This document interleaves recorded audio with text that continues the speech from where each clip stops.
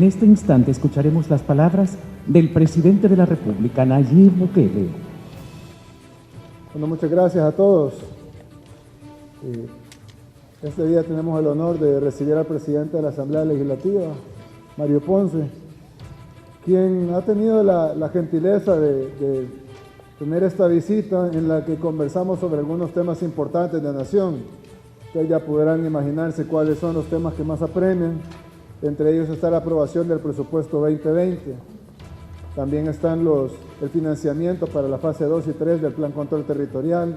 Hablamos de las buenas relaciones que deben de haber entre órganos de Estado y de la nueva era que puede haber con la Asamblea Legislativa, en donde tengamos un órgano ejecutivo que trabaje de la mano con el órgano legislativo, a diferencia de lo que hemos tenido en este tiempo, que ha sido un tiempo de confrontación. Ahora la Asamblea con un nuevo liderazgo, nosotros esperamos de que eso cambie para positivo. Definitivamente el liderazgo ha dado un giro de 180 grados. Ahora tenemos un presidente de la Asamblea Legislativa que es propositivo, un presidente de la Asamblea Legislativa que está preocupado por los temas del país, un presidente de la Asamblea Legislativa que está preocupado por la pronta aprobación del presupuesto 2020. Incluso conversábamos hace un rato de que el Fondo Monetario Internacional, que acaba de retirar su misión técnica después del estudio que hizo en El Salvador, ustedes saben que el Fondo Monetario Internacional generalmente es fuerte, duro en sus observaciones, en sus reportes y en sus análisis sobre los países, y sin embargo en esta ocasión lo que dijeron fue, número uno, El Salvador ha tenido un gran éxito, eso no lo hicimos nosotros, lo dice el Fondo Monetario Internacional, ha tenido un gran éxito con el Plan Control Territorial. Número dos, El Salvador ha tenido un gran éxito en el combate a la corrupción, no lo digo yo, lo dice el reporte del Fondo Monetario Internacional, ustedes lo pueden ver, está en la página web del Fondo Monetario Internacional. Dice también, El Salvador ha tenido un gran éxito en la forma nueva de gobernar, en donde se ha eliminado la partida secreta, por ejemplo, y lo menciona textualmente el Fondo Monetario Internacional. Dice incluso que El Salvador, a pesar de la desaceleración mundial que se espera que se tenga, que se está teniendo en este último medio año y en el próximo año, dice El Salvador es posible que no sea afectado tanto por la desaceleración económica mundial, ya que su clima de negocios es el mejor que ha tenido en mucho tiempo. Incluso, dice el Fondo Monetario Internacional, este clima de negocios positivo, tanto nacional como internacionalmente, fomenta la inversión y además con el trabajo del gobierno que se ve que está en pro de fomentar y agilizar la inversión, quitar los trámites, bajar la burocracia, etcétera, la burocracia innecesaria. Dicen, es posible de que El Salvador logre superar incluso las expectativas a pesar de tener una desaceleración económica mundial. Dice el mismo Fondo Monetario Internacional que las cosas preocupantes que ve básicamente sería la no aprobación del presupuesto 2020 y que a pesar de que hemos reducido la brecha de endeudamiento en el presupuesto, en nuestro primer presupuesto versus los presupuestos anteriores, no es suficiente para pagar el alto stock de deuda que tenemos heredado de los gobiernos anteriores.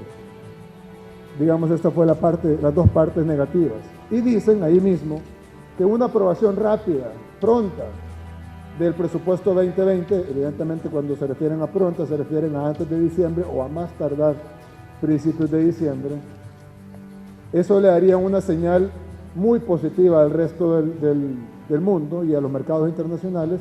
En primer lugar, porque El Salvador estaría diciendo, vamos a cumplir con nuestras erogaciones obligatorias, vamos a cumplir con el servicio de la deuda, vamos a cumplir con los programas y con los proyectos que el gobierno se ha planteado para el próximo año y no vamos a dejar al país trabado sin un presupuesto aprobado. Esa señal que se debe de enviar a los mercados internacionales es una señal que todavía potenciaría aún más la inversión extranjera, la confianza de los empresarios y potenciaría aún más todavía incluso, es decir, bajaría el nivel de riesgo de las calificadoras Standard & Poor's, Fitch Ratings, Moody's, etcétera, lo cual nos ayudaría a que cuando vayamos al mercado con los títulos valores con los que vamos todos los años, así como conseguimos el año pasado, que fuimos con 1.200 millones y había una demanda de 5.000 y pico de millones de dólares, lo cual hizo que bajáramos nuestras tasas de interés, pudiéramos bajar aún más nuestras tasas de interés el otro año por la buena percepción mundial que hay sobre El Salvador. Eso se vería fortalecido por una rápida aprobación del presupuesto 2020 y se vería, por el otro lado, afectado por una lenta aprobación del presupuesto 2020. Lo otro que creemos que es importante es la aprobación rápida, y cuando digo rápida me refiero en calidad de urgencia, de los financiamientos de la fase 2 y la fase 3 del Plan Control Territorial. El Plan Control Territorial es un plan que ha sido debatido. Creo que nuestros ministros, comisionados y secretarios han estado en los medios de comunicación en diversas entrevistas, no menos de 30 o 40 veces, en entrevistas completas solo hablando del tema. Hemos tenido una infinidad de conferencias de prensa, más de una docena de conferencias de prensa, donde ha estado este servidor, más otro par de docenas de conferencias de prensa, donde han estado los miembros del Gabinete de Seguridad. Hemos tenido visitas del extranjero para revisar el plan. El plan ha sido elogiado por los Estados Unidos, ha sido elogiado por el Banco Mundial, ha sido elogiado por el Fondo Monetario Internacional en su último reporte. El plan es totalmente medible, con indicadores verificables, no solo por información que da el gobierno, sino por entes independientes como Medicina Legal, como la Fiscalía General de la República y como todas las encuestas de cualquier tipo, internacionales, nacionales, de medios de comunicación, de universidades, etcétera, con una aprobación de la población de un 95%, no recuerdo un plan que haya tenido una aprobación tan alta. Nuestros funcionarios han desfilado en la Asamblea Legislativa, tanto los encargados de la fase 2 como los encargados de la fase 3, como los encargados de la fase 1. Han desfilado por la Asamblea Legislativa explicándole a los señores diputados para qué se va a utilizar los recursos. Se ha explicado hasta la saciedad en redes sociales, se han hecho gráficas, se ha hecho llamados en diversas ocasiones para aprobar por los créditos. Se aprobó por unanimidad en la Junta de Gobernadores del BESI, tanto los 91 millones de la fase 2 como los 109 millones de la fase 3. Es obvio, además, que necesitamos impulsar más el elemento de la prevención en el plan, ya que no sea un plan únicamente represivo. Es obvio, además, que necesitamos fortalecer la parte de la tecnología, de la modernización y de las condiciones en las que se encuentran nuestros policías y nuestros soldados, que ponen en riesgo su vida para mantenernos seguros. Y entonces, ¿qué están esperando para votar por ellos? Es decir, ¿qué tipo de... Se han aprobado miles de millones de dólares para programas que no han dado un solo resultado. Y en este caso hemos dado resultados sin prestar un solo dólar, porque el Plan Control Territorial se ha financiado sin ningún préstamo hasta ahora. Todo lo que se ha pagado del Plan Control Territorial ha sido de reasignaciones presupuestarias, ha sido de recaudación adicional que hemos logrado por la buena recaudación del Ministerio de Hacienda, pero ahora el Plan Control Territorial necesita refuerzo para mantenerse vigente y logrando las estadísticas y los resultados que se han estado logrando. Lo dije en una conferencia de prensa pasada, no somos un país seguro, estamos lejos de serlo, pero nadie puede negar que estamos en ese camino, en el camino de lograr ser un país seguro, que es el sueño de todos los salvadoreños, o al menos del 95% de los salvadoreños. Ahora tenemos un presidente de la Asamblea Legislativa que está en esa línea, que entiende eso, que promueve eso, y creo yo que teniendo toda esa coyuntura y confluencia de fuerzas y de razonamiento y de lógica para hacer las cosas bien, pues no veo por qué tendríamos un no en la Asamblea Legislativa. Incluso hablábamos con el presidente de la Asamblea Legislativa sobre los peros que había en algunos diputados, y yo le decía, bueno, si podemos resolver esos peros que tienen, podemos explicarlos o incluso hacer modificaciones que no modifiquen el plan en sí, pero pequeñas modificaciones para su tranquilidad, estamos totalmente dispuestos a hacerlo. Lo único que nos interesa a nosotros es que no se nos caigan los logros que hemos tenido hasta ahora. Sería una lástima que después de 30 años de tratar de lograr lo que estamos logrando ahora, se nos caiga por la falta de voluntad política de un grupo de diputados. Pero nos alegra que ahora tenemos un presidente de la Asamblea Legislativa que quiere trabajar en pro del pueblo salvadoreño, y esperamos que ese sea un factor determinante en que cambien las relaciones entre estos dos órganos de Estado. Muchas gracias. Escucharemos en este momento las palabras del señor presidente de la Asamblea Legislativa, Mario Ponce. Muy buenas tardes, estimados amigos de los medios. En efecto, creo que el señor presidente ha explicado al detalle la conversación que obviamente acabamos de tener y hemos hablado efectivamente del abordaje tanto de la aprobación del presupuesto 2020 y de los préstamos que están orientados al tema de seguridad, sobre el plan control territorial.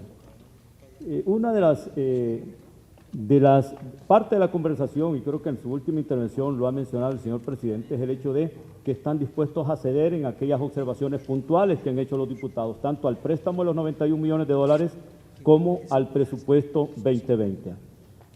Hay observaciones puntuales que han hecho los miembros de la Comisión de Hacienda y lo que me decía, estamos dispuestos a aclarar o a reorientar esos recursos siempre y cuando no se pierda el objetivo que está orientado específicamente a los temas prioritarios de este gobierno. Si en este caso en particular, a manera de ejemplo, en el presupuesto 2020 hay observaciones puntuales al gasto financiero, simple y sencillamente que digan cómo tiene que decir esa partida y hacia dónde tiene que ir orientado esos recursos. ¿Por qué? Porque dentro de todo ese esfuerzo que se está haciendo, lo cierto es que aquí está en riesgo no solamente que el país funcione de forma normal, dar certeza a los salvadoreños que trabajan en el Estado que su salario va a estar asegurado, dar certeza a los pensionados que su pensión viene dentro de ese presupuesto 2020 y darle certeza también a los inversionistas que es posible construir acuerdos políticos entre el órgano legislativo y el ejecutivo. El clima de armonía, de entendimiento, está mandando un mensaje. Y lo que se acaba de explicar, que el Fondo Monetario Internacional ha visto con mucha simpatía, digamos, los esfuerzos que se están haciendo en materia de inversión, se están quitando todos los obstáculos a la inversión. Me decía el señor presidente que solo en estos últimos 15 días han dado una gran cantidad de permisos que estaban engavetados a los inversionistas, en el área de construcción, en todo aquello que obviamente le corresponde al medio ambiente, sin por supuesto dejar a un lado las facultades que tienen estas carteras de proteger, en el caso del medio ambiente, la parte medioambiental. Pero esa es una disposición que se tienen para poder desentrampar el país y dar señales que podemos crecer económicamente hablando. El Fondo Monetario Internacional ha venido haciendo señalamientos puntuales y nos ha venido haciendo una recomendación, no en esta visita. En las anteriores dos visitas plantearon el ajuste del 2%. Ya hemos dicho de forma puntual que ese ajuste solo es posible a través del crecimiento, aumentar el crecimiento económico y tener más ingresos a través del crecimiento y reducir el gasto. Pero eso es posible si empezamos a construir acuerdos políticos alrededor de esos grandes temas. El gran tema de este país, y en eso creo que estamos convencidos, tanto el señor presidente como este servidor, el gran tema de este país, apostarle y que logramos de alguna manera consolidar es reducir a la mínima expresión la delincuencia, la inseguridad. Si hay inseguridad, no hay un ambiente propicio para invertir. Si hay inseguridad, por supuesto, el país vive en una situación de zozobra. Queremos darle tranquilidad al país, a los salvadoreños, que es posible construir acuerdos alrededor de todos nuestros hermanos salvadoreños, que viven a lo ancho y a lo largo del país. Y creo que los resultados, producto de los esfuerzos, de los ingresos corrientes netos del presupuesto, uno por la parte de la superávit y otros ingresos producto de la contribución especial, que esos han sido más o menos los recursos con los que ha contado este gobierno, le están dando resultados positivos en materia de seguridad a este gobierno. ¿Cómo no acompañar? ¿Cómo no hacer un esfuerzo? Y en la última, ya terminando la conversación, se ha dicho que este gobierno está dispuesto a ceder o a modificar, digamos, o a aclarar, si es que así lo creen conveniente, las cifras que están planteadas, que están siendo de alguna manera señaladas por los diputados de los diferentes grupos parlamentarios dentro del presupuesto, como la parte que tiene que ver en los 91 millones de dólares. Ahí nos manifestaba el señor presidente, en el caso de la objeción que está a los 28 millones de dólares que va para capacitar jóvenes en el área tecnológica, para conectarlos a la cuarta revolución industrial. Nos dice, bueno, si al final lo que quiere que el INSAFOR venga y ejecute o ponga en marcha el plan para lograr este objetivo, ir a modificar este préstamo significaría retrasar aún más el uso de esos recursos, pero lo podemos hacer a través de convenio. Y se puede firmar un convenio con el INSAFOR para que sea este el ejecutor de esos 28 millones de dólares. Esa es una buena disposición. Eso se llama voluntad política, porque lo que le interesa a este país es que construyamos juntos las grandes soluciones a los graves problemas del país. Y este gran problema de inseguridad es un problema de todos. Afecta a todo salvadoreño, a quien invierte en el país, que hace sus rutas de distribución de sus productos, como al ciudadano que vive en el caserío más humilde, allá bastante alejado de las grandes ciudades. Ahí hay un ejemplo de querer hacer un cambio. Y dicen, no hay problema, quieren que el INSAFOR lo ejecute, estamos a la disposición a través de un convenio. En el caso de las carreteras, porque hay objeción con relación a los 15 millones que van orientados al tema de construcción de caminos vecinales. Si la comisión dice, bueno, ¿quieren saber a dónde tenemos que hacer esa inversión? Díganos qué otras comunidades quieren que salgan beneficiadas. Para eso está la disposición y creo que ese espacio al diálogo, ese espacio a ceder, porque tiene también, para poder lograr un acuerdo, ambos tenemos que encontrar un punto de coincidencia, y ese punto de coincidencia es que nos interesa la seguridad de todos los salvadoreños, antes que generar un debate político sin acuerdos políticos, porque entonces estaríamos hablando más de un discurso que de lograr los objetivos que se buscan, que es salir al encuentro de la tranquilidad de todos los salvadoreños de forma nacional. Damos paso en este momento a las preguntas de los amigos de la prensa. Iniciamos con Ernesto Cornejo de Canal 12. Buenas tardes, presidente. Dos preguntas. Esta es una nueva etapa entre el Ejecutivo y el Legislativo. Sin duda alguna, una reunión histórica que se da esta tarde acá en Casa Presidencial. Y uno de los principales temas que ha estado también dentro de la Asamblea Legislativa es la aprobación del Plan Control Territorial en su segunda y tercera fase. Si me puede ampliar un poco más a qué acuerdos se llegarían en torno a este tema. Bien, sí, definitivamente yo creo que es una nueva etapa, una nueva era. Esta reunión de hoy no es únicamente simbólica, es una reunión que yo creo que marca un antes y un después en la relación entre el Ejecutivo y el Legislativo. Yo espero, porque lo vemos en el presidente de la Asamblea Legislativa, en el nuevo presidente de la Asamblea Legislativa, yo espero que esto que estamos viendo en la presidencia de la Asamblea Legislativa lo veamos también de parte de los diputados. Nosotros estamos dispuestos, lo conversamos con Mario,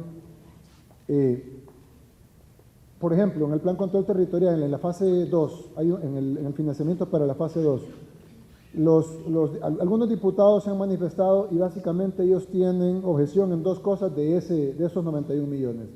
Una de ellas son 28 millones que son para capacitar jóvenes en la cuarta revolución industrial, enseñarles computación, enseñarles programación, enseñarles reparación de computadoras, enseñarles cómo hacer código de computadoras, etcétera, enseñarles otro idioma. Y entonces, ahí hay 28 millones de dólares que nosotros planteamos que se realizaran en el CIFCO. ¿Por qué el CIFCO? Porque el CIFCO son básicamente las únicas instalaciones que tenemos de ese tamaño, que no están siendo ocupadas todo el tiempo, que pueden ser perfectamente utilizadas. Hay estacionamientos para buses si hay que transportar a los jóvenes, etcétera. Ellos han dicho de que algunos han dicho que nosotros queremos usar ese dinero para ideologizar jóvenes, de alguna manera hacer una escuela ideológica. Evidentemente es absurdo, pero le decía yo al presidente de la Asamblea Legislativa, ¿por qué no hacemos una cosa? Ya que ellos tienen confianza en el INSAFOR, porque es un ente manejado por personas más afines a ellos, nosotros ir a cambiar el préstamo requeriría otro mes de negociaciones y requeriría prácticamente de financiar el plan antes de que cuando lo vengamos a refinanciar puede ser muy tarde. Pero nosotros, vía gobierno, podemos hacer un convenio con el INSAFORP, y vía convenio, y lo firmamos, lo pueden revisar incluso los abogados de la Asamblea Legislativa, donde el INSAFORP, vía convenio, nos colabora en hacerse cargo de la capacitación de los jóvenes. Y por lo tanto, pues, el INSAFORP no va a hacer capacitación ideológica. Y ahí entonces se quita el problema. Si el problema es la duda de que va a ser ideológico, se quita. Así que va a ser meramente técnico y en las ramas que hemos dicho. Ahora, si algún diputado no quiere que capacitemos jóvenes, entonces ya eso, ya tendría que decirlo. El excusa de que sea ideológico ya no existiría. Pero eso es que estamos dispuestos a ceder, porque como dijo Mario Ponce, nosotros vamos a ceder en lo que sea, siempre y cuando no se cambie un ápice del objetivo. Si nuestro objetivo es capacitar jóvenes, nosotros no estamos dispuestos a que digan no vamos a capacitar jóvenes. Eso no estamos dispuestos a hacerlo. Pero sí estamos dispuestos a que el INSAFORP se encargue de capacitarlo. No tenemos ningún problema con eso. Porque el objetivo es el mismo. La finalidad es la misma. De igual manera, ellos dicen de que tienen problema con 15 millones que están destinados a la construcción de caminos vecinales. La construcción de caminos es importante porque cuando nosotros vamos a las comunidades, cuando el equipo de la fase 2, que es de la prevención, la fase de oportunidad, cuando van a las comunidades, lo primero que las comunidades piden, tanto las urbanas como las rurales, lo primero que piden es agua potable y la calle de acceso a la comunidad. Es lo primero. Antes de todo lo demás que queremos hacer, antes de las capacitaciones, antes de todos los programas de deportes, antes de las escuelas de la liga, antes de todo, lo primero que la comunidad pide es el camino de entrada a la comunidad, el acceso a la comunidad y un proyecto de agua potable en muchas de las comunidades que no tienen un servicio de agua potable eficiente. Entonces nosotros destinamos, hay un destino de agua potable que no ha sido cuestionado, pero hay un destino de 15 millones para esos caminos. Entonces yo le digo, ahí puede haber una combinación de explicación de qué caminos son. Si ellos consideran de que hay caminos más prioritarios que otros, estamos abiertos a discutirlo, mientras sean caminos vecinales en comunidades de vulnerabilidad y donde hay pobreza. Y estamos dispuestos incluso a que si quieren ir los diputados a inaugurarlo junto con el ministro, no hay ningún problema. Aquí no se trata de crédito ni de ganar votos para ninguna elección. Como nosotros hemos dicho, nosotros estamos dispuestos a negociar lo que sea, menos algo que sea corrupto o algo que cambie el fin último y los objetivos del Plan Control Territorial. Pero que lo inaugure fulanito o menganito, eso para nosotros es lo mismo. El otro tema en la fase 3, ellos han hecho dos observaciones también, dos observaciones. Una de ellas es los helicópteros, que para qué vamos a comprar helicópteros. En ese tema, pues estamos dispuestos a que vaya el director de la policía, el ministro de Defensa y les explique para qué queremos los helicópteros. Los helicópteros se utilizarían para tres cosas. Número uno, para patrullajes aéreos.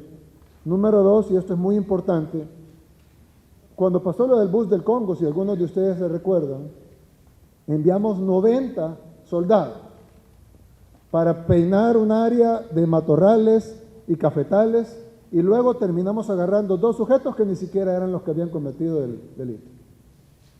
Después, con las investigaciones se logró agarrar a los sujetos que sí habían cometido el delito. Pero en esa noche, después de 90, incluso el ministro estuvo ahí, terminamos un operativo que duró horas, ocupamos 90 soldados para terminar agarrando dos sujetos que no eran los que habían cometido el delito.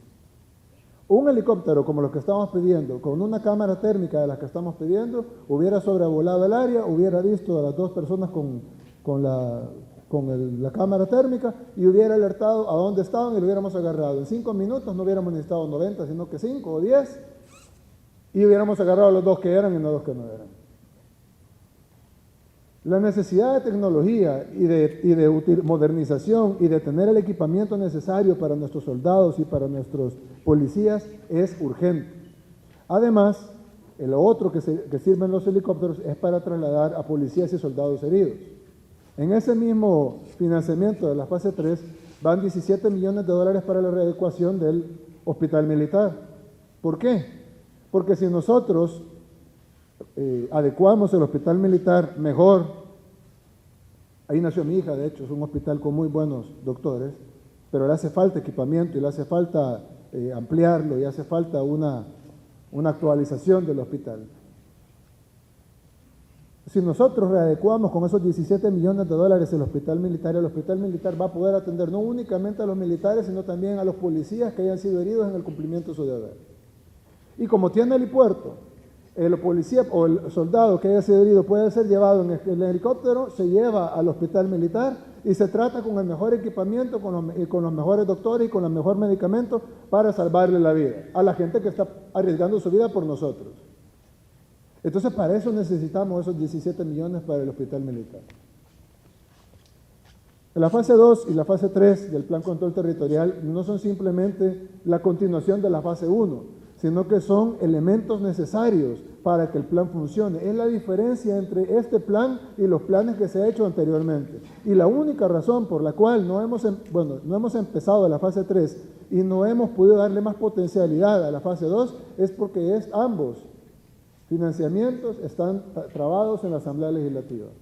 Entonces le decimos al presidente Ponce, estamos dispuestos a explicar lo que haya que explicar, estamos dispuestos a ceder en lo que haya que ceder, siempre y cuando en lo que tengamos que ceder no cambie el objetivo final de la fase 2 y de la fase 3 del Plan Control Territorial, que es un plan que, como dijimos anteriormente,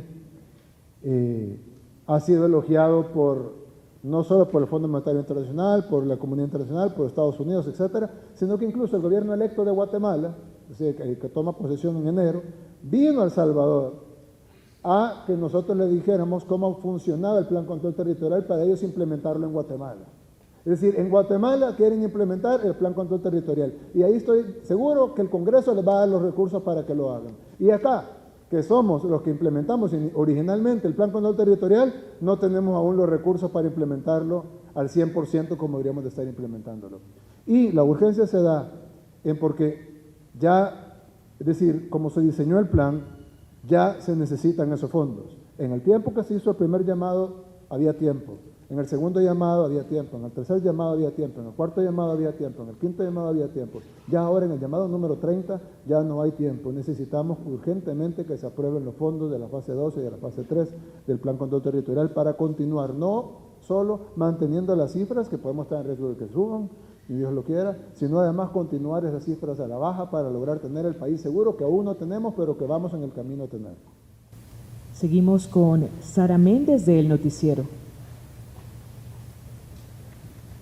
Buenas tardes, presidente de la Asamblea Legislativa. Ayer veíamos el acuerdo para la solicitud de prórroga para la Ley de Justicia Restaurativa. A su criterio, ¿cuánto tiempo podría tardarse la aprobación de los fondos para el Plan Control Territorial? Y en otros temas también consultarle sobre el decreto de retiro voluntario en la Asamblea Legislativa, ¿a cuánto estima que será el gasto y de dónde saldría el desembolso? Bueno, con relación a la primera pregunta, de hecho, está en manos de la Sala de lo Constitucional darle la prórroga que ellos determinen porque no llevaba una fecha específica. Lo cierto es que si nos dan 30 días hábiles, tenemos que trabajar de forma tal para lograr darle la ley que nos ordenó la Sala de lo Constitucional, que cumpla con los 4 requisitos de justicia transicional. Hasta este momento no he tenido comunicación, no hemos tenido información. Sí, ya hay una respuesta. Este día se reunía la Sala de lo Constitucional a las 9 de la mañana. Espero que el día de mañana o en los próximos días tengamos una respuesta a nuestra solicitud. Lo cierto es que este día vencía el plazo para que nosotros como órgano legislativo cayéramos como órgano legislativo en desacato, pero esa solicitud fue enviada con el tiempo posible antes que venciera esta fecha. Y con relación a la segunda pregunta, que tiene que ver con el esfuerzo por darle los fondos al señor presidente, estamos buscando los espacios para poder encontrar un acuerdo político. Y en este caso en particular ya hemos hablado con la jefe de gabinete, la licenciada Carolina Recinos, hemos hablado también con el ministro de Hacienda para que podamos entrar a una fase que nos permita, a través de los jefes de los grupos parlamentarios, nos permita construir acuerdos.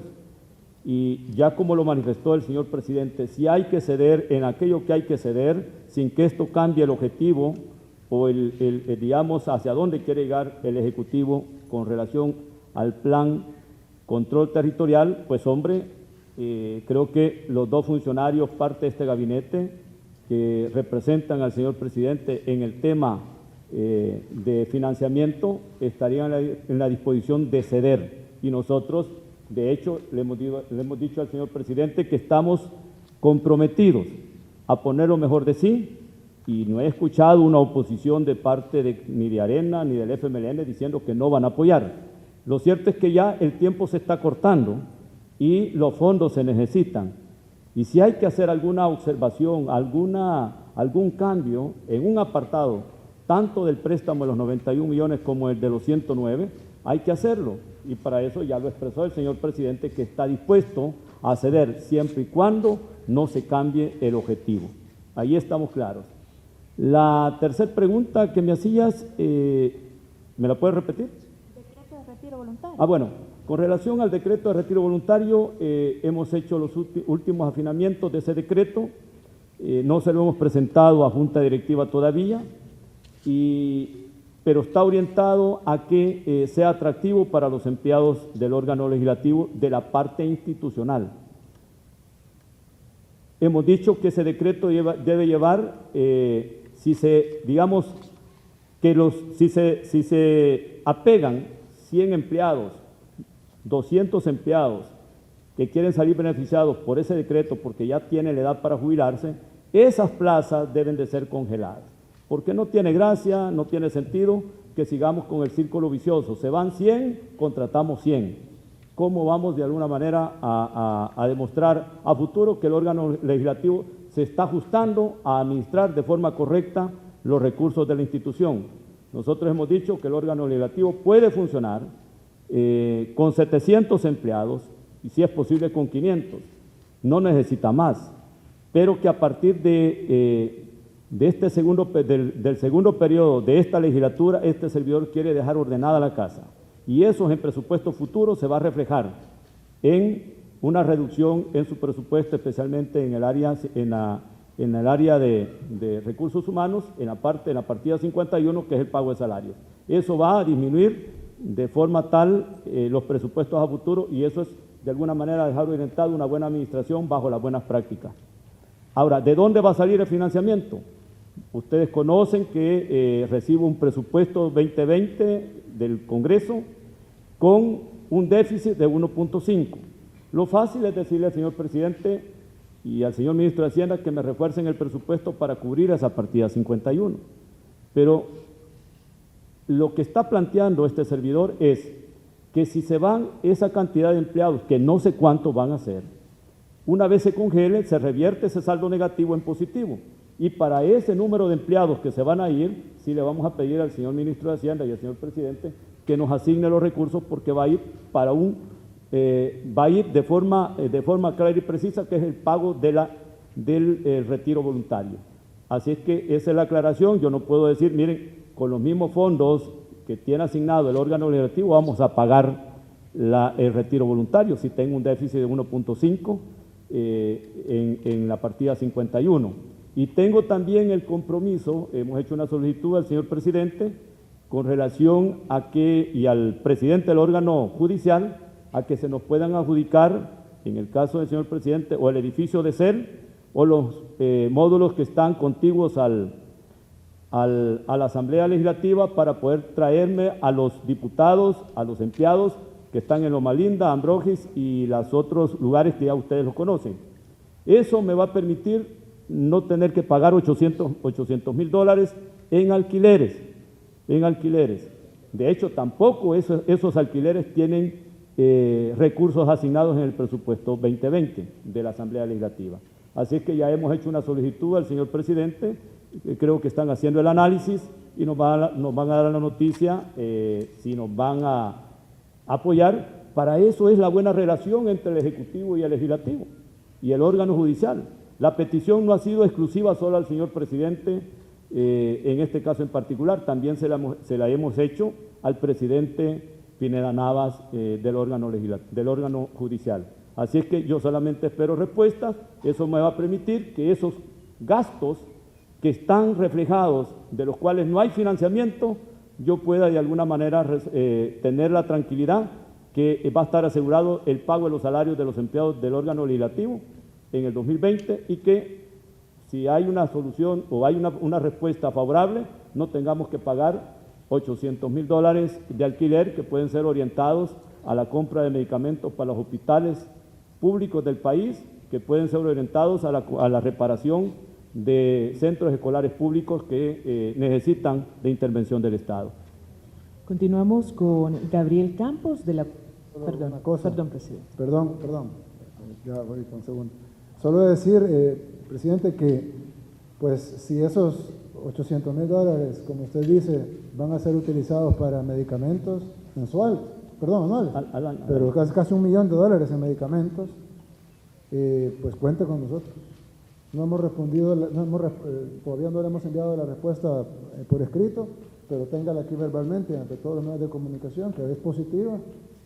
Vamos a darle las instalaciones necesarias para mover a los diputados y al staff, para que no tengan que estar pagando esos $800,000 y busquemos cómo canalizar ese dinero para que no puede ser del presupuesto actual, evidentemente, porque pero del próximo, para canalizar $800,000 más en medicamentos. Incluso pudiéramos canalizarlos directamente a medicamentos para niños y así sacamos de problemas al Hospital Bloom y vamos a tener un Hospital Bloom y vamos, si quieren, con los diputados que aprueben ese refuerzo presupuestario para el 2020 para el Hospital Bloom y vamos y inauguramos que el Hospital Bloom no va a tener problemas para ningún tipo de medicamento porque tenemos un refuerzo presupuestario de $800,000 que salen del ahorro, que si no se hace lo que usted está pidiendo, se va a tener que poner en el presupuesto para que se paguen esos alquileres que fueron contratados incluso por la administración anterior de la...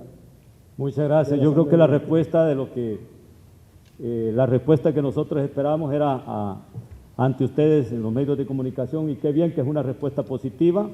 No tendremos que pedirle refuerzos presupuestarios para el pago de alquileres al ministro de Hacienda y al señor presidente. Ya hemos dicho, esos recursos se necesitan en el área social y salud necesita recursos. La atención a nuestros niños, tal como lo dice el señor presidente, que son albergados en el Hospital Bloom, qué bien. Así es que es una noticia positiva. Le agradezco en nombre del órgano legislativo. De hecho, le mandamos esa carta porque me autorizó la Junta Directiva para que pudiera hacer las gestiones. Ya eso nos da un respiro como órgano legislativo para poder decir, bueno, vamos a planificar el traslado de los empleados a partir del 1 de enero hacia esas instalaciones que pongan a disposición del órgano legislativo. Esa es una buena noticia.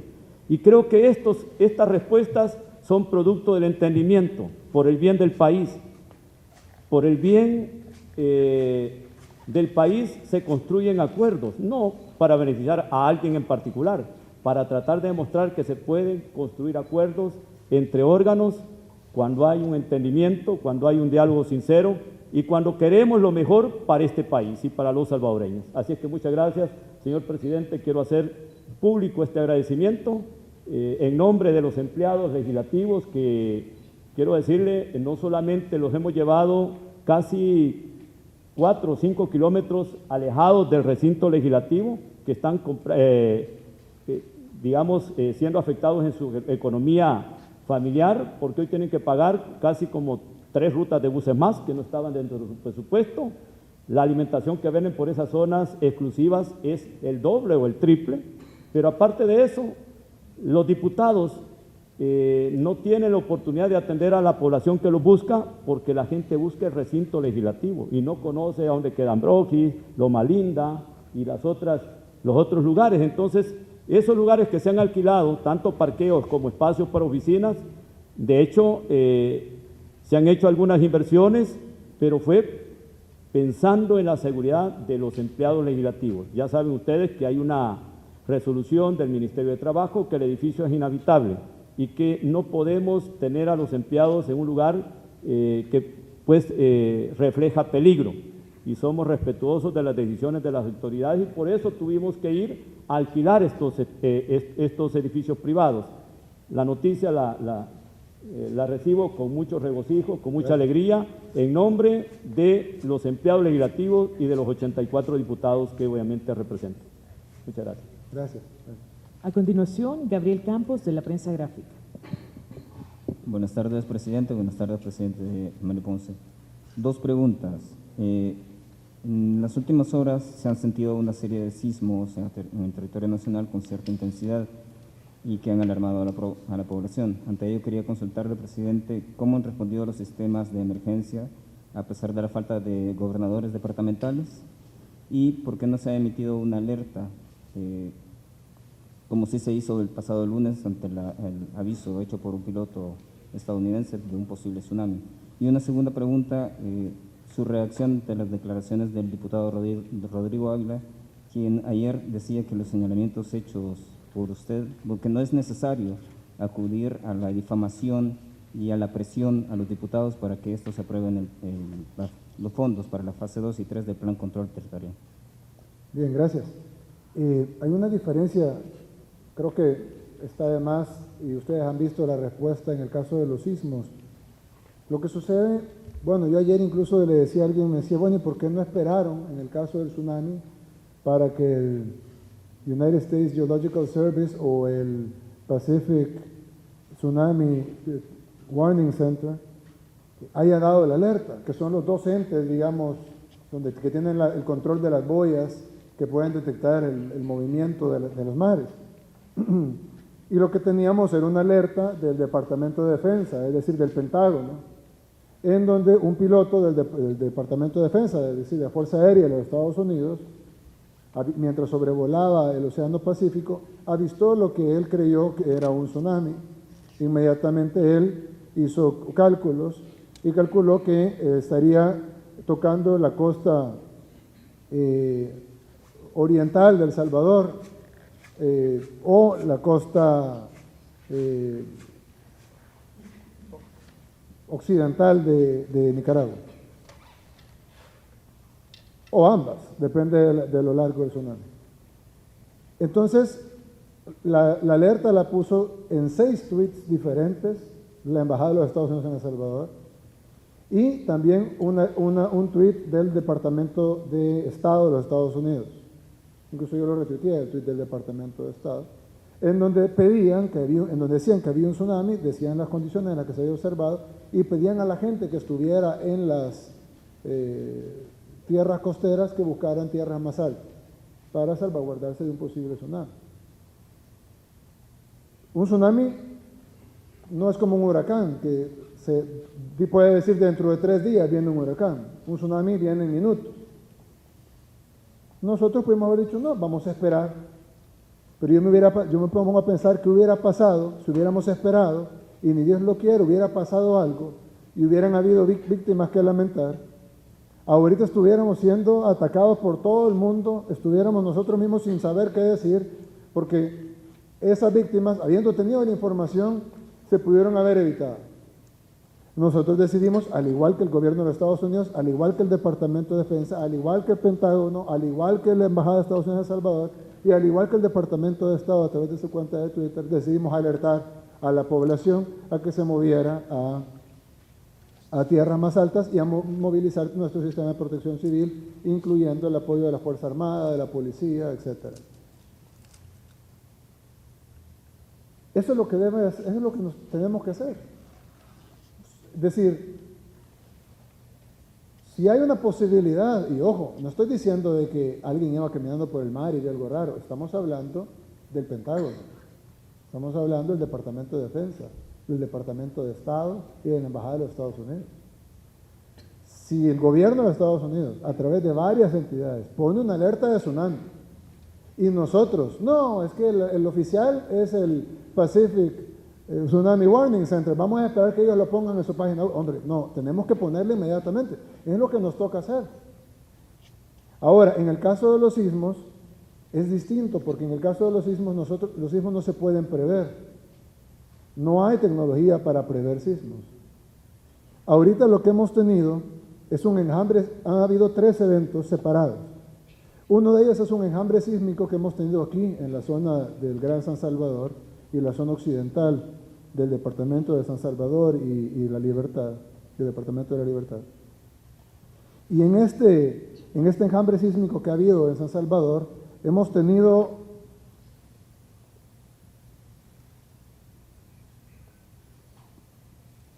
51 réplicas desde que se dio el primer sismo, que si bien fue en una magnitud en la escala de Richter fue suave, se sintió muy fuerte porque fue en San Salvador. Teníamos ya bastante tiempo de no tener sismos en San Salvador. Recordamos, por ejemplo, el terremoto del 86, que no fue una magnitud tan alta, pero causó unos estragos mucho mayores que cualquier otro terremoto en tiempos modernos, porque fue en San Salvador, es decir, fue una falla local, no las fallas normales, que son las que normalmente nos afectan en sismos o en los terremotos que tuvimos, por ejemplo, en el 2001, que tuvimos 2 terremotos. En el caso del 1986, si bien la magnitud de la escala de Richter fue menor, la afectación fue mayor y se destruyeron, bueno, nosotros cuando hemos visto las imágenes y los que recordamos el terremoto del 86, fue tan duro porque precisamente fue un evento local en San Salvador como fue este sismo que tuvimos acá. La diferencia es que el terremoto de 1986, si no me equivoco, fue de...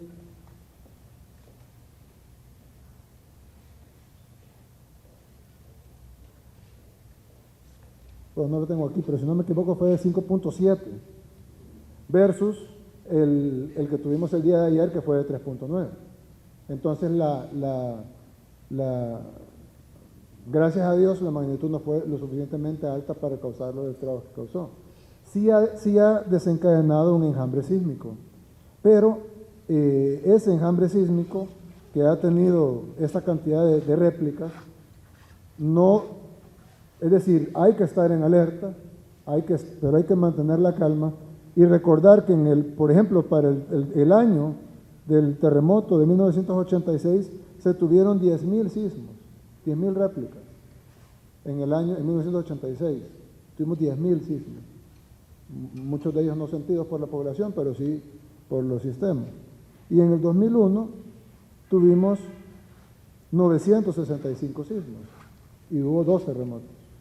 Es decir, menos de 10 veces lo que hubo en 1986 y sin embargo hubo 2 terremotos. También ha habido 2 sismos muy fuertes, uno en las costas de Usulután y uno en las costas de Guatemala, que han sido mucho más fuertes que el que tuvimos aquí en San Salvador,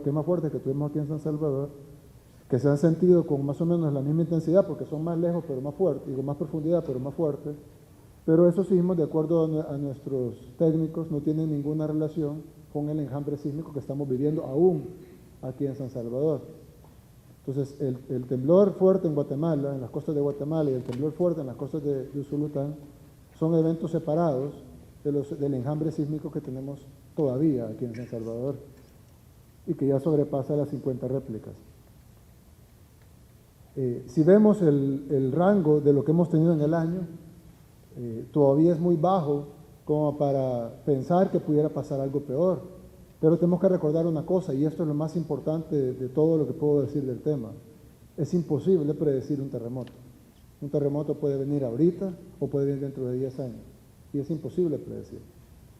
Evidentemente, cuando hay enjambres sísmicos como estos, uno pudiera pensar que es el preludio a algo peor, o por el otro lado, como ha pasado muchas veces en otros enjambres sísmicos que hemos tenido, tuvimos un enjambre sísmico fuerte en el 2017, por ejemplo,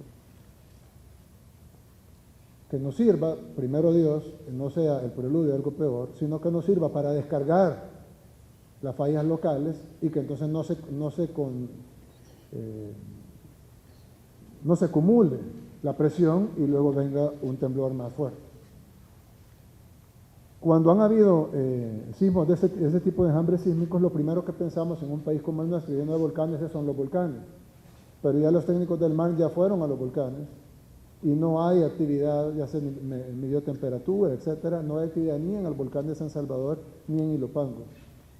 Por lo tanto, no es una actividad sísmica relacionada con los volcanes, no es una actividad sísmica relacionada con el evento en las costas de Guatemala no es una actividad sísmica relacionada con el evento en la costa de Usulután.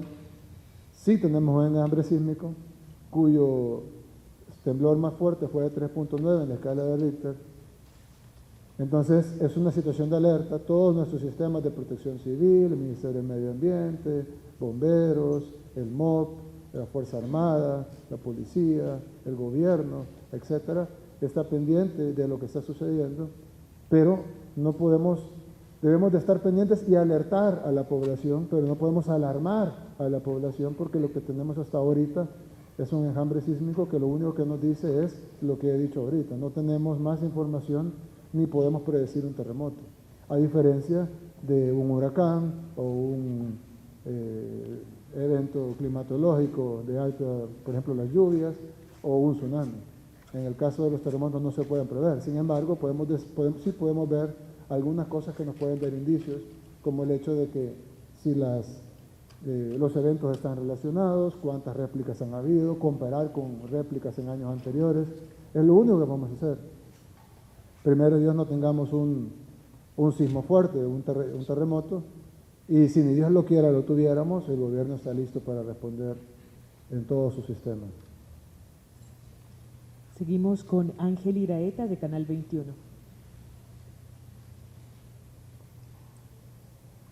Buenas tardes, presidente. Buenas tardes, presidente. Presidente Bukele, ayer en la reunión de la Comisión de Seguridad con sus funcionarios del Gabinete de Seguridad, el diputado Vargas decía de que uno aplaudía de que hay una sensible disminución de los homicidios, y decía que sería ilógico que un salvadoreño no celebre estos resultados, y decía que él no tiene ningún inconveniente en aprobar los 109 millones para la fase 2 del plan de control territorial. Pero cuando se habla de los 91 millones de dólares, ahí sí surgen los cuestionamientos. Y a pesar que fue bastante amplia la explicación que le dieron sus funcionarios, siguen las dudas sobre la utilización de los 91 millones de dólares. Presidente, ¿usted considera de que en la oposición en la Asamblea Legislativa hay algún interés de ir dilatando el tiempo para no aprobar estos fondos y de esa forma beneficiar a la mayoría de los salvadoreños? Gracias. Tres cosas, creo yo. La primera es que si dicen que están listos para aprobar el financiamiento para la fase 3, hombre, ¿cuándo es plenaria, presidente? Mañana. Mañana es plenaria. Mañana pudieran aprobar la fase 3. Y entonces, yo creo que el pueblo salvadoreño está cansado de palabras. Yo lo he dicho varias veces, palabras, aquí estamos hablando, y como lo dijo el presidente Ponce, si nosotros venimos aquí a hablar, y hablar, y hablar, y hablar, pues la gente nos escucha, pero está esperando que luego de que hablemos, vayamos y hagamos nuestro trabajo. Pero si nosotros hablamos y a la hora de votar no votamos, o en nuestro caso a la hora de trabajar no trabajemos, entonces la gente dice, bueno, esta gente solo está hablando. Yo le tomo la palabra, la palabra al diputado Vargas, que dice que está listo para dar los votos, así como he escuchado muchos que lo han dicho, hombre, que los den mañana. Y si es imposible darlos mañana, pues está bien, esperemos el dictamen de la Comisión de Hacienda y que lo den la otra semana. O vaya, que lo den en 15 días. Pero si dicen que lo van a dar, dicen que no tienen problemas, dicen que ningún salvadoreño, ¿cómo fue que dijo? Ningún salvadoreño en su justa, con dos dedos de frente, no daría el voto para... Bueno, entonces ¿por qué no lo dan? Es decir, o él mismo está diciendo, no, ¿verdad? Entonces, evidentemente, él está diciendo, ningún salvadoreño con dos dedos de frente va a estar en contra de dar los votos para el Plan Control Territorial fase 3. Hombre, entonces que los den. Y partimos de algo, porque entonces tendríamos modernización, tecnología y equipamiento. Ahora, la fase 2. Nosotros vivimos en un país eminentemente clasista. Es un país en donde lastimosamente no creemos en inversión social. Lo decimos. Todo el mundo, todos los políticos, vamos a invertir socialmente, pero realmente no creemos en inversión social. Cuando hablamos de chalecos antibalas, hay más apoyo. Y yo mismo he puesto ese plan ahí. Es decir, yo también creo en los chalecos antibalas. Tenemos que dotar a nuestros policías, a nuestros soldados de chalecos antibalas y de los buenos. Pero cuando hablamos de invertir en centros para jóvenes o cuando hablamos de invertir en capacitación o en reinserción, la gente dice, no, pero eso no es seguridad. Pero si esa es la raíz, ese es el germen de la seguridad.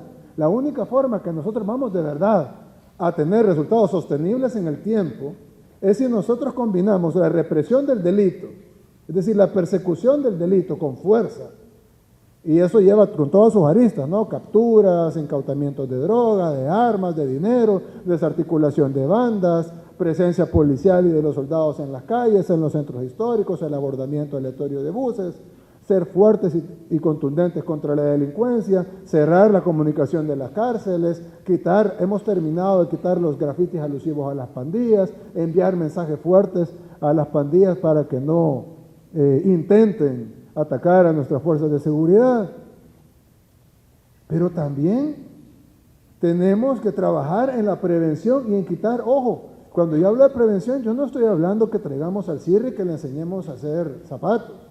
Yo estoy hablando de agarrar a los jóvenes que son el caldo de cultivo de las pandillas y llevarlos por el camino correcto. ¿Y cómo lo vamos a llevar con el camino correcto? Con inversión en sus comunidades, con inversión en caminos, con inversión en escuelas, con inversión en educación, con inversión en capacitaciones directas a ellos, como el programa de los 28 millones que nosotros ponemos que sea en el circo, pero podemos hacerlo en cualquier otro lugar mientras se capaciten jóvenes. Con el deporte, con el arte, con la cultura, con las llamadas contraculturas, que para ellos son culturas y que se pueden atraer muchos jóvenes con el breakdance, con el hip hop, con el freestyle, con el rap, con el skate, construir skateparks. Ahí va en los 91 millones, va la construcción de skateparks, precisamente para que yo prefiero que un joven tenga una patineta y no un arma. Entonces, cuando empezamos a empatar, y yo he escuchado esto, cuando empatan y ven un joven que porque en su cultura o en su contracultura, como le quieran llamar, se viste distinto, es un delincuente, o porque le gusta cierto tipo de música, es un delincuente, o porque le gusta patinar, es un delincuente, lo que estamos haciendo es empujándolo hacia la delincuencia. Cuando lo que deberíamos hacer es decirle, no, excelente tu arte, tu graffiti, ¿por qué no nos pintas un mural? Ahorita en las playas que está el torneo de surf, hemos pintado todas las paredes, le hemos pintado con unos murales preciosos. ¿Y quiénes creen que han pintado esos murales? Lo han pintado los muchachos grafiteros. Y vayan a ver los murales, son de calidad mundial. Tenemos talento de graffiti en El Salvador que pudiéramos competir incluso mundialmente. Claro, se requiere dinero para comprar aerosoles, se requiere dinero para movilizar a los jóvenes, darles un almuerzo. Y vamos a ser tan mezquinos ni siquiera aprobar eso. El director de CIFCO lo dijo en la Asamblea Legislativa. Son $500 por joven en la primera parte de las capacitaciones. Son $500 por joven. O sea, una carrera de $500, no mensuales, en total. A mí me parece hasta demasiado poco. Y no le queremos dar $500 a nuestros jóvenes para que se capaciten. Y luego nos quejamos que tenemos delincuencia. En Suecia, en Suiza, en Noruega, en Finlandia, en Dinamarca y en un montón de otros países, no hay necesidad, porque simplemente las sociedades hay menos desigualdad en la sociedad de oportunidad para los jóvenes y por lo tanto no hay caldo de cultivos para los grupos delincuenciales. No hay caldo de cultivos para un fenómeno como el de las pandillas que nos afecta a nosotros. Entonces necesitamos la fase 2. Y la fase 2 no cuesta $91 millones, la fase 2 cuesta $500 millones. Lo que sucede es que se está financiando con dinero del presupuesto general de la Nación.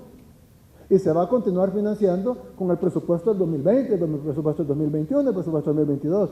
Pero ahorita necesitamos un refuerzo presupuestario de $91 millones para construir lo que ponemos en ese presupuesto. Queremos poner una escuela de la liga. Ya firmamos un convenio con la mejor liga del mundo, de España, donde está el Real Madrid, el Barcelona y los demás equipos que nos gustan a los salvadoreños.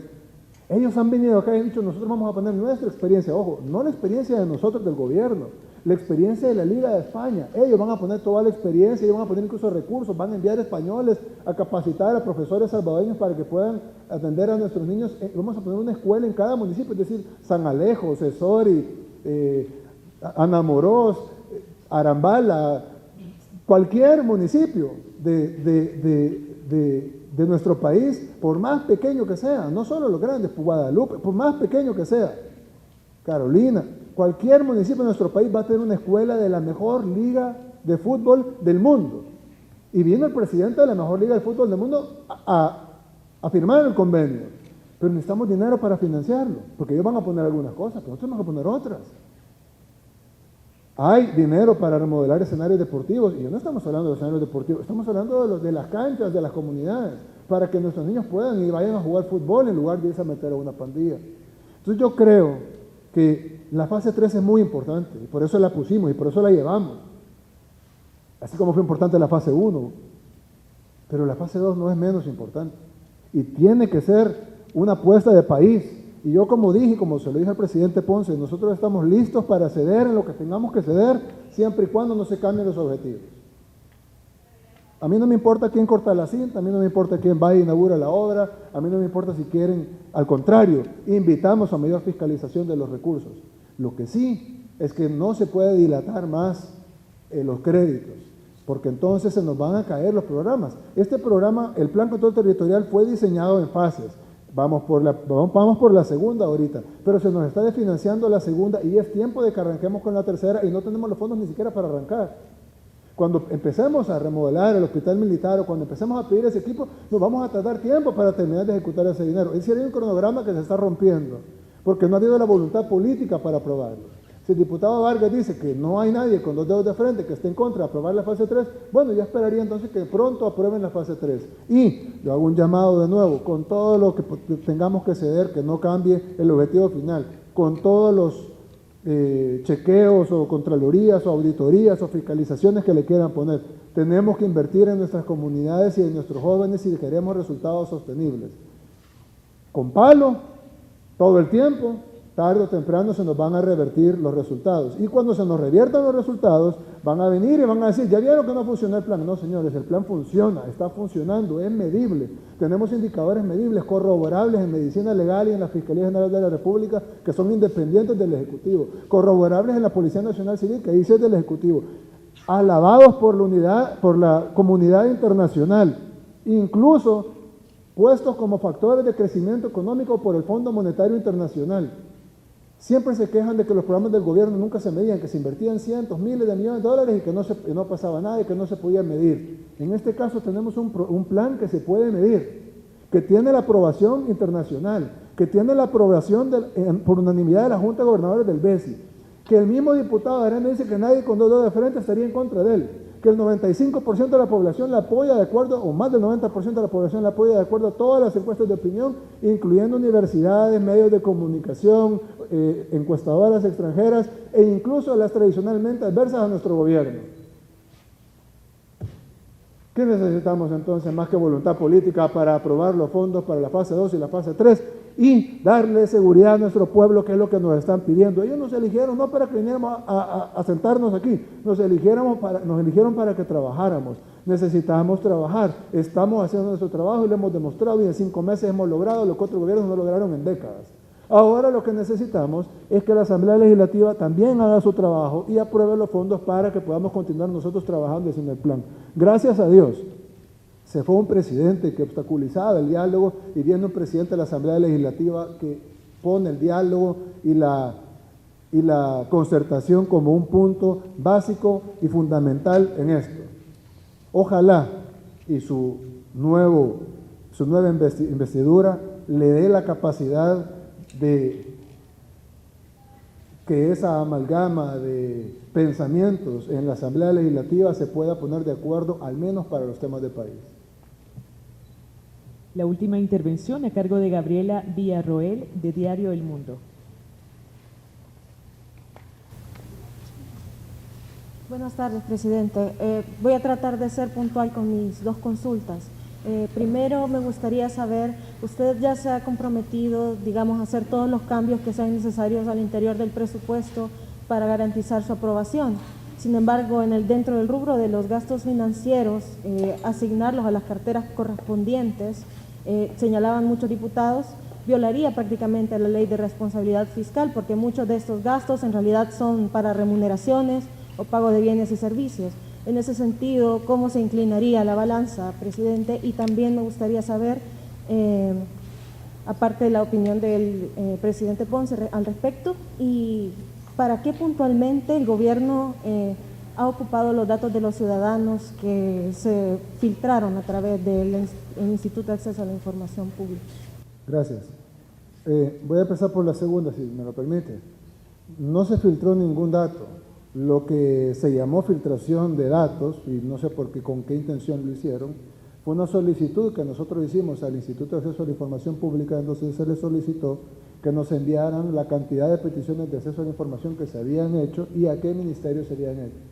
Básicamente para que haya un mejor servicio a la hora de entregar esa información. Recordemos que nosotros asumimos el gobierno hace apenas 5 meses y hay un montón de ministerios con un montón de personal, en su gran mayoría que han sido heredados por la administración anterior. Nosotros evidentemente tenemos que llegar a corregir la plana, tenemos que llegar a poner un gobierno que sea más eficiente y más rápido. Entonces nosotros, así como no solo al IAIP, sino a otras instituciones, hemos pedido, díganos las solicitudes que han hecho para poder acelerarlas. Las solicitudes no van con nombre, no van con apellido, no van con número de DUI, no van con nada más como decir, se ha solicitado tal información al ministerio tal, se ha solicitado tal información al ministerio tal. Esa información también es pública y el mismo IAIP la ha dicho. Número 1. Número 2, a mí me parece extrañísimo. Si la Secretaría de Transparencia era la dueña del portal, es decir, hace 5 meses el gobierno anterior era la dueña del 100% de la información, aquí en Casa Presidencial, ahí estaban las oficinas. Ahí estaban las oficinas donde estaban todos los datos, porque el portal de transparencia del gobierno lo manejaban aquí en Casa Presidencial. Y se manejó durante todo el quinquenio de Sánchez Serén, aquí, en las oficinas que están ahí a la par. Aquí se manejó el 100% de los datos de toda la gente, con DUI, con nombre, con apellido, con foto, con qué habían solicitado, a qué horas habían venido, todo, porque el 100% se manejaba en el portal de transparencia que estaba aquí en Capres. Luego, el gobierno, antes de irse, así como todos los demás que hicieron antes de irse, decidieron trasladarle el manejo del portal de transparencia al Instituto de Acceso a la Información Pública. Nosotros no nos oponemos a eso, está bien, pero nos extraña que nosotros estamos pidiendo la información, no de la gente, sino de las solicitudes. Y hagan escándalo las mismas personas que tenían el 100% de la información, incluyendo la información personal de las personas, ya parezco el presidente anterior, incluyendo la información personal de todos los que pidieron acceso a la información pública. Entonces, ¿cómo es posible que las personas que nos están reclamando eso eran los que tenían en sus computadoras toda esa información? Nosotros ya no tenemos esa información. Lo que hicimos fue solicitar al Instituto de Acceso a la Información Pública y ellos mismos lo han ratificado cuál fue la solicitud y qué fue lo que se nos entregó, y es básicamente para poder expeditar la entrega de esas solicitudes de información. Número 1. Número 2, en el caso del presupuesto, miren, muchas de las personas piensan que el presupuesto general de la nación es de alguna manera una elucubración de cada presidente y que dice, bueno, vamos a ver, gastémonos unos 6,000 millones y entonces pongamos aquí 1,000 millones para tal cosa, 500 millones para tal otra, 400 para tal otra, y ¿saben qué? Póngamele 300 a no sé qué y póngamele aguacate. Y no es así. El 85% del presupuesto es fijo. ¿Por qué? Porque nosotros tenemos 50,000 maestros a los que hay que pagarle su salario. No podemos decir no le vamos a pagar salario a los maestros. Tenemos 28,000 policías a los cuales hay que pagarle su salario. Tenemos más de 15,000 miembros de la Fuerza Armada a los que hay que pagarle su salario. Tenemos 33,000 empleados del sistema de salud pública a los que hay que pagarle su salario. Tenemos un escalafón que es por ley, es una ley del escalafón, que cuesta varias decenas de millones de dólares cada año de incremento que va en el presupuesto. Los diputados aprobaron un 10% del FODES, es decir, el 10% del presupuesto va para las alcaldías. Antes era los 8 horas, antes fue el 6, después fue el 8, ahora es el 10. El 10% de ese dinero va para las alcaldías, de las cuales nosotros no gobernamos ninguna. Va para las alcaldías. El 6%, de acuerdo a la Constitución de la República, va para la Corte Suprema de Justicia. Está el pago de las pensiones, que no podemos decir a la gente no le vamos a pagar las pensiones. Está el servicio de la deuda. Son más de 1,000 millones de dólares de servicio de deuda. Deuda que fue adquirida en el tiempo de Francisco Flores. Entonces, ellos adquieren la deuda, la ponen a 20 años y cuando pasan los 20 años y toca pagarla, hoy no la quieren pagar. Hay que ver el gobierno cómo la paga. Entonces, a mí me extrañó cuando el presidente de Arena dijo, ¿por qué no le bajan un 10%? Si cualquiera le baja un 10% a algo. Dice, pues si no estamos comprando una papa, si fuéramos al mercado y compráramos una papa, estoy seguro que nos dan 10% de descuento, incluso más. Pero ¿cómo le vamos a bajar 10% si el 85% está fijo? Bajar el 10% significaría quitar todas las obras del Estado y que el Estado se quede únicamente administrándose a sí mismo. Es decir, tener oficinas para hacer burocracia, pero que no hiciéramos ni una obra, ni un camino, ni un beneficio, nada. Están los subsidios, el subsidio al transporte, el subsidio al gas, el subsidio a la energía eléctrica, todo eso está fijo en el presupuesto. Entonces, la parte fija, y tenemos los empleados públicos, que quitamos, al final fueron como 200, fueron como 400. Y nos hicieron un escándalo que todavía estamos en ese escándalo. Entonces no podemos tampoco bajar la planilla del Estado. Entonces, el 85% está fijo. Entonces, ¿qué queda? Bueno, ¿qué queda? Con lo que queda hicimos esto. Primero, le aumentamos 30 millones para remodelación de escuelas. Si algún diputado no está de acuerdo, que lo diga. Que diga, yo no estoy de acuerdo con la remodelación de escuelas, quiten esos 30 millones. Subimos de 45 millones, 85 millones a la compra de medicamentos. Hay un incremento de 40 millones, pero no es un capricho, sino que el sistema de salud lo encontramos desabastecido. Hemos hecho esfuerzos sobrehumanos para lograr abastecerlo, y para poderlo abastecer al 100% y mantenerlo durante todo el año abastecido al 100%, necesitamos esa cantidad de dinero adicional para compra de medicamentos. Los que no usamos los hospitales públicos, pues pudiera no importarnos. Yo no sé si hay algún diputado que ocupe hospitales públicos, pero la mayoría de nuestra población ocupa los sistemas de salud pública, tanto los hospitales como las unidades de salud. Entonces necesitamos tenerlas abastecidas de medicamentos. Que digan si no quieren que compremos medicamentos. Incluimos 1.209 plazas para los médicos internos y de año social. Son médicos que trabajan hasta más horas que los demás médicos y que no están siendo remunerados. Negociamos por primera vez en la historia, ellos mismos lo han catalogado como histórico, llegamos a un acuerdo histórico con el Ministerio de Trabajo y se incluyeron 1.209 plazas más en el Ministerio de Salud para poderle dar una remuneración justa, no, ni siquiera es justa, es pequeña, pero por lo menos es algo, a 1.209 médicos. ¿No quieren que los contratemos? Que lo digan. Es decir, es que es bien fácil hablar en abstracto, pero que lleguen en concreto, ¿qué es lo que quieren que quitemos? Por ejemplo, nosotros hemos dicho, vamos a subirle el salario $100 a cada policía y a cada soldado, a cada custodio de centro penal, a cada oficial, a cada, sea operativo o administrativo, tanto de la Policía Nacional Civil como de la Fuerza Armada, como los custodios de centros penales. Eso le va a costar al país alrededor de 52 millones, o 48, 50 millones de dólares. No quieren darlo, quieren que lo bajemos.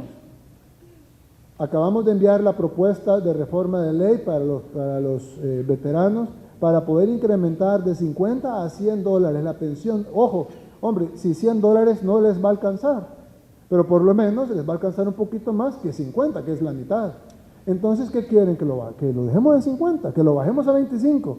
Es decir, yo entiendo, subimos el presupuesto de seguridad y de defensa. ¿Por qué? Porque necesitamos darle más seguridad a la población.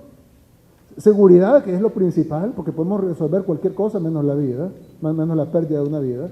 Número 2, también como lo dice el mismo Fondo Monetario Internacional, es un dinamizador de la economía, porque a mí El Salvador sea más seguro, va a haber más turismo, va a haber más inversión extranjera y va a haber más inversión privada nacional. Ahí hay obras en los municipios, en el MOP, en el FISDL, ahora el Ministerio de Desarrollo Local. Hay obras que van directas a los municipios, caminos vecinales, cárcavas, puentes, etcétera. Que diga cuáles son los puentes y las cárcavas o los caminos vecinales, que diga cuáles son las calles que no quiere que pavimentemos. Entonces, es bien fácil, o el escalafón, que diga que no lo quieren y que lo quieren cambiar, y tienen los votos, pueden cambiar el escalafón, lo pueden bajar a 0, lo pueden bajar a la mitad, lo pueden duplicar. Lo que no se puede es tener una ley del escalafón que nos obliga a nosotros como gobierno a pagar $30 millones de escalafón, o 20 y pico millones de dólares de escalafón, y no ponerlo, porque estamos obligados por ley a ponerlo.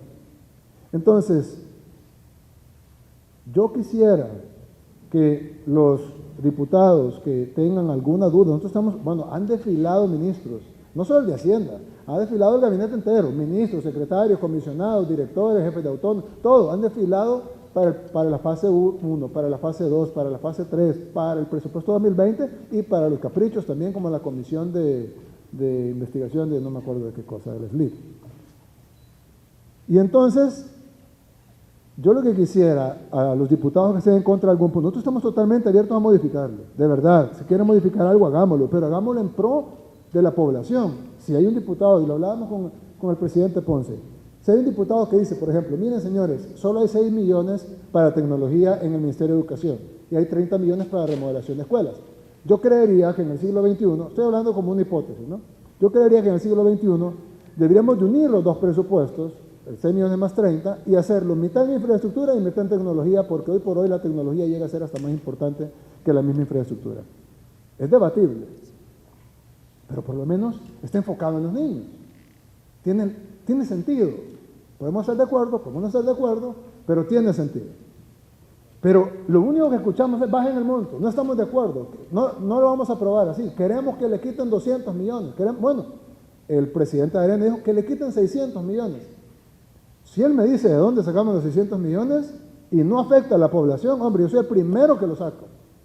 Pero no, de verdad el presupuesto es un presupuesto que se hizo a conciencia, se puede mejorar como todo lo hecho por el hombre, se puede mejorar, estamos dispuestos, estamos abiertos, como le dijimos al diputado presidente de la Asamblea Legislativa, estamos dispuestos a modificar todo lo necesario que se tenga que modificar, siempre y cuando no afecte a la población. Si no afecta a la población y no afecta los objetivos que queremos para nuestro país, nosotros estamos dispuestos a modificar lo que sea. Lo que sí no podemos permitir es que por falta de voluntad política nuestro país se estanque. Eso no lo podemos permitir. Todo lo demás, estamos 100% abiertos a que sea. Presidente, concluimos así con esta conferencia de prensa. Perdón, presidente. Bueno, creo que no han habido más preguntas a este servidor. De hecho, quiero agradecer en nombre del órgano legislativo la gentileza que ha tenido el señor presidente de recibirnos esta tarde.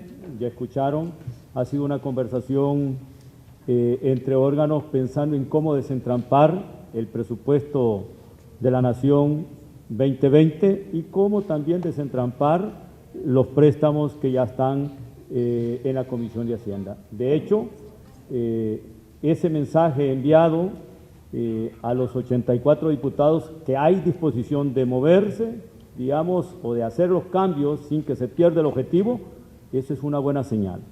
De manera tal que queremos ver resultados y vamos a trabajar para que esos resultados se den. El país necesita mandar mensajes claros a la comunidad internacional, a los inversionistas, y un mensaje claro también a nuestros hermanos salvadoreños, que van a tener un presupuesto y que los hospitales van a tener medicamentos, que allí va a haber un médico, una enfermera, esperando atender con calidad y calidez a ese salvadoreño que busca los servicios públicos de salud, como también es el hecho de salir al encuentro del deterioro que tiene nuestro sistema educativo. Me refiero a la infraestructura educativa a nivel rural y urbana, que necesita cambio de techos, que necesita que se cambien ventanales, que se necesita que se le compren los pupitres a nuestros niños, porque hay niños que todavía obviamente están recibiendo sus clases en el suelo. Ahí están los problemas. Y también que salgamos al encuentro de aquellas comunidades que están asediadas por la delincuencia. Creo que los objetivos están claros, el compromiso del órgano legislativo de tener una relación armoniosa no va encaminado a ser un órgano sumiso al presidente, sino un órgano que esté dispuesto a construir acuerdos en función y el bienestar de todos los salvadoreños sin distinción de religión, de credo político o de cualquier otra índole. El compromiso nuestro es compromiso de país, es un compromiso por cada uno de los salvadoreños que son asediados por la delincuencia, es un compromiso por todos aquellos salvadoreños que necesitan una respuesta inmediata de sus políticos, que fuimos electos no para generar debates estériles, sino para resolver los problemas y dar respuesta cuando así lo necesite el Estado. Creo que ese ha sido el esfuerzo que hemos hecho, así que quiero agradecer, señor presidente, la colaboración. De hecho, alguien me preguntaba, porque alguien puso un Twitter temprano, que el presidente Ponce venía a pedir refuerzo presupuestario. No era eso.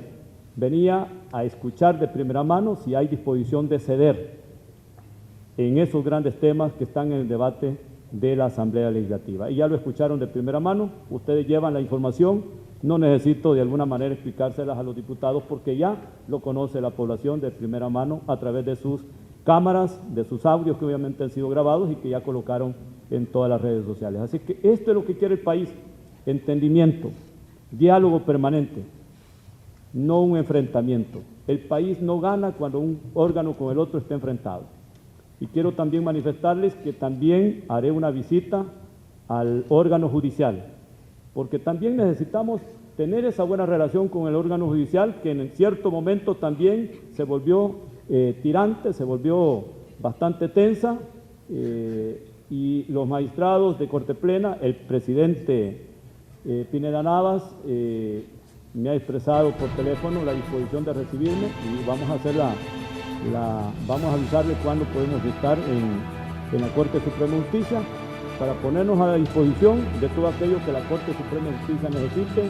Me refiero a reformas puntuales, al cuerpo normativo en materia penal y procesal penal, a todos los andamiajes jurídicos que obviamente manejan cada uno de los operadores de justicia de este país. Así que esa es la señal que le estamos enviando, que vean en este servidor a un facilitador del diálogo, del entendimiento, a donde pongamos en el centro a nuestros hermanos salvadoreños y no a nuestros intereses personales o particulares de tipo político. El Salvador está primero antes que nuestros intereses particulares. Muchas gracias. Bueno, ahora sí concluimos con esta conferencia de prensa. Vamos a presenciar en este momento el retiro del señor presidente de la República y el retiro del presidente de la Asamblea Legislativa. A ustedes gracias por su presencia. Buenas tardes.